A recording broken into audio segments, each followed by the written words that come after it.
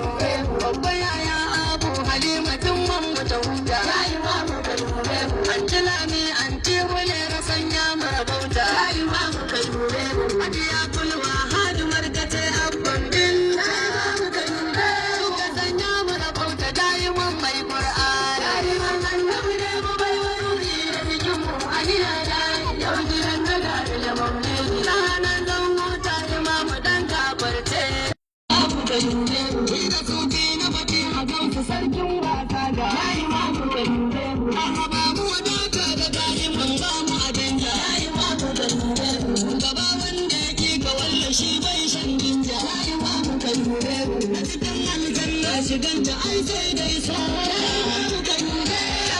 da ban su tambar